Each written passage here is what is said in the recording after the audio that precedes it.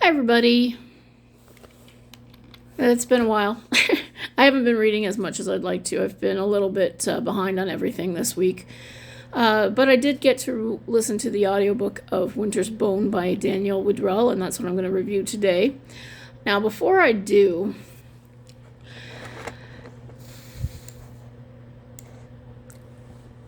I kind of address, I'm kind of gathering my thoughts here. Sometimes I do try to look at some of the drama in the horror community, and there's always drama. There's so much drama in the horror community.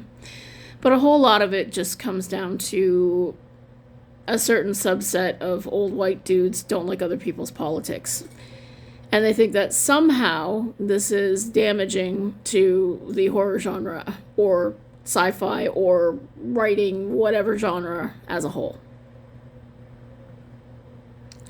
And it's so incredibly stupid. So this week, I apologize if I'm mispronouncing this, Monteleone, who is the editor of the Borderlands series of sci-fi anthologies. And my apologies if you like the series. I guess it was a great thing back in the 80s, but this will be round number 8, and it's just not really that relevant anymore. So he announced that there's going to be a new Borderlands anthology, and they only take paper submissions via snail mail. And then he also addressed some prize or another, I don't know, that he thought should have gone to another one of the old white dudes, excuse me, rather than an author of color, because, what these guys don't get, and I always put it this way: Ginger Rogers did all the same things that Fred Astaire did, only backwards and in high heels. Just because you are part of a marginalized community does not mean that you don't have to work as hard. In fact, if anything, it means you have to work 2 and 3 times as hard just to get your foot in the door. So when somebody recognizes somebody and they happen to be a person of color, it's because they were that, plus they were really good at what they did.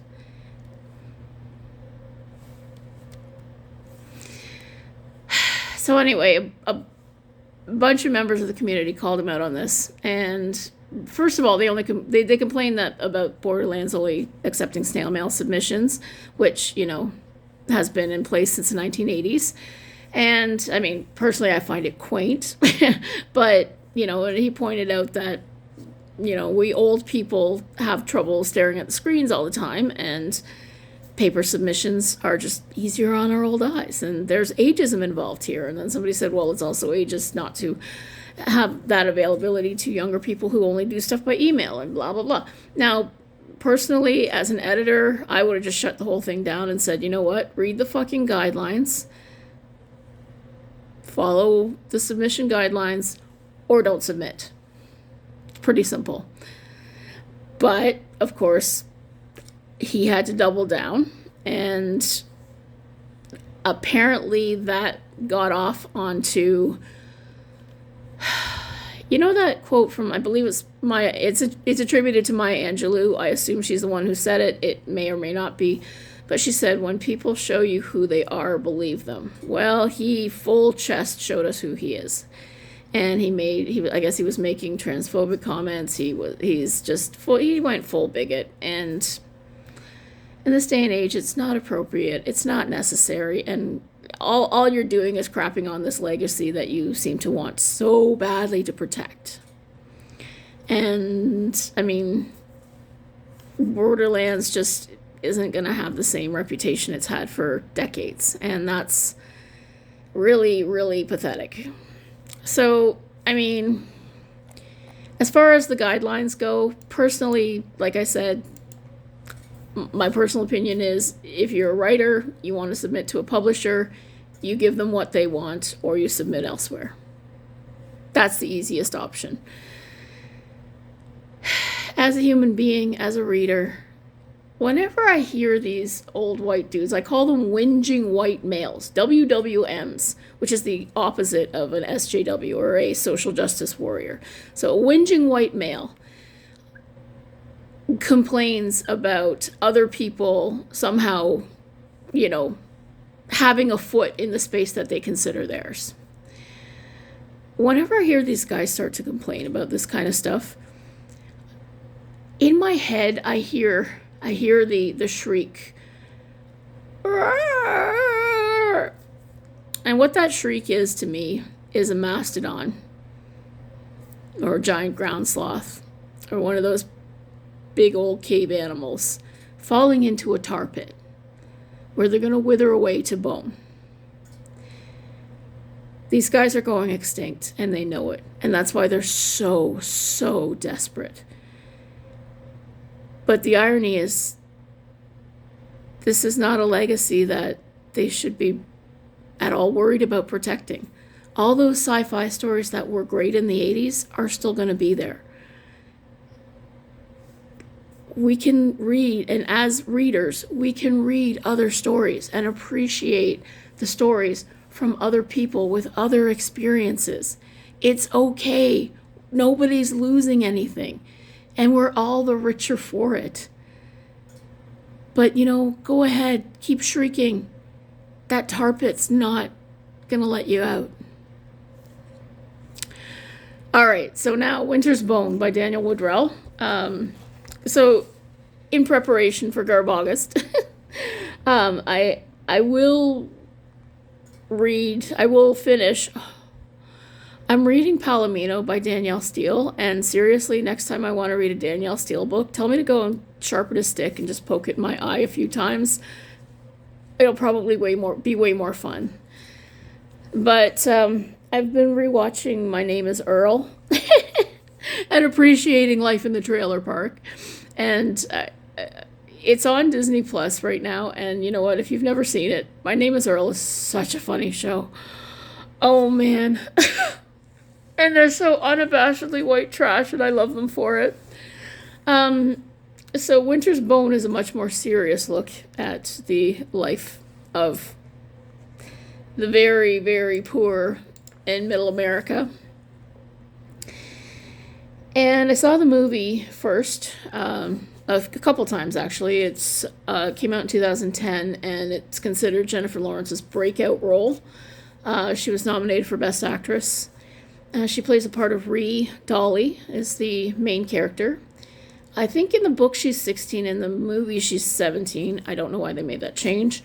But she takes care of her two younger siblings, and in the book they're two little boys. They're like 9 and 10 or 10 and 11, something like that. But in the movie, they're actually a boy and a girl. And the reason for that was that they shot on location, and the kids actually lived in the house that they shot at, which is kind of an interesting little trivia bit. And her mother is very sick. It's never stated exactly what the problem is, but she could be schizophrenic somehow. She's just not functional, and it's some kind of mental illness more so than a physical illness. So her father pops in and out. He's a meth cook. This is kind of like if Walter White weren't successful. So one day the sheriff shows up, and he tells her that her dad has court next week, and he's put the house up for his bond, and so she's got to go and find him, because if she doesn't find him and drag him into court, they're going to lose the house. So that sets the premise for the rest of the story. So she goes looking for him, and she goes to various family members, and everybody within a few miles of where they are is somehow related to the family, to the Dolly family. And so one of the things that I found interesting, it's not really explained too well in the movie, but the name Milton is somehow, it's like one of those things, it's like each family has to have one Milton for some reason. It's just like a family naming convention. And then because there's so many Miltons running around, they all have nicknames. So there's like Teardrop and Thump and, so-and-so's husband Milton and Blonde Milton and so on. And they get introduced as they appear in the story, which I found kind of amusing, actually. Excuse me.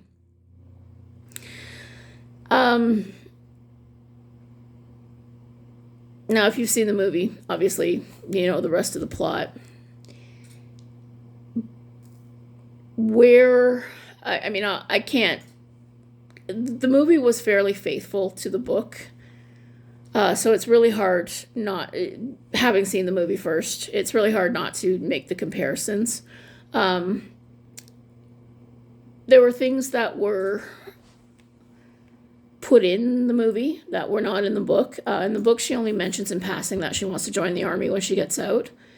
And in the film, she actually meets with an army recruiter and tries to find out about, I guess there's some kind of $40,000 signing bonus or something.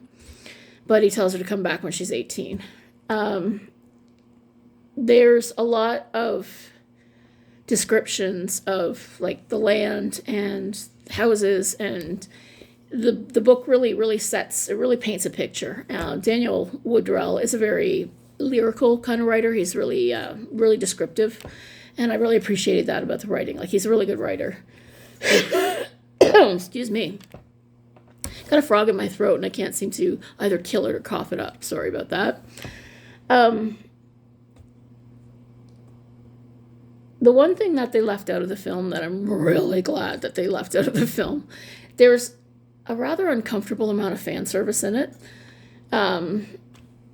So there's like a cave in the hills that Ree goes to, where she'll have to actually move her family's stuff and live in if they get kicked out. And so she goes there and she, like, strips off her clothes and just kind of stands around in the cold for some reason that doesn't seem to have any purpose. And then there's another scene where she and her best friend Gail, who has recently had a baby, they're really, really tight. And there's a whole subplot where Gail's husband kicks her out, takes the baby, so she and Ree go off, do whatever. They go off gallivanting, whatever. And there's a lot of comments on each other's bodies, and, you know, Gail's been breastfeeding, so of course, you know, anybody who's ever breastfed or has a wife that's breastfed, you know what happens to that.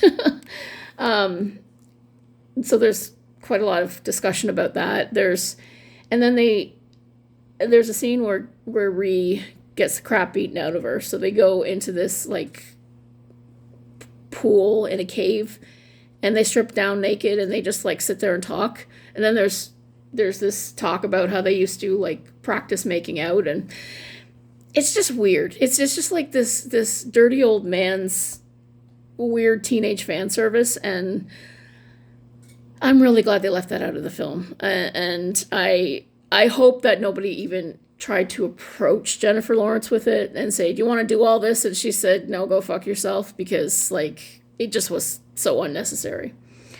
But other than that, I think it's a really accurate... Sorry about that. All right, so I was talking about the themes of what's described. It's a very clear portrait of what it's like to live in a, I guess, multi-generational meth-cooking hillbilly family, which I think is not an experience a lot of us have directly. Although, unfortunately, I think that the income disparity in a lot of places is starting to make this a much more common scenario for a lot of people. And I've always been intrigued by what is considered noir, and this is considered rural noir, because it takes place in a rural setting, and it features certain kinds of characters. There's some crime involved. There's a mystery involved. And so I wanted to figure out what exactly defines a story as noir or otherwise, because they said, you know, some crime stories are noir, but not all crime is noir, which I found kind of interesting. And the description that I found, and darn if I can figure out let me see if there we go. So the question kind of came up. I looked like, what exactly is that? And they described it as a protagonist with a lack of a moral center and an unhappy ending. I thought that was a really interesting way to frame what a noir story is considered, because obviously the Dolly family are meth cooks, and Rhee's first sort of loyalty is going to be to her family. So when the cops show up, obviously she's not going to say, hey, where's, she's not going to say where her dad is, even if she did know. And she's certainly not going to say anything about anybody else's business, because she knows what's going to happen to her if she does. And the number one rule, of course, is, you don't rat. You don't talk to the law, ever. And that's pretty much the same with everybody. I mean, this is the same among the folks that I know, even. Like, you don't talk to cops. And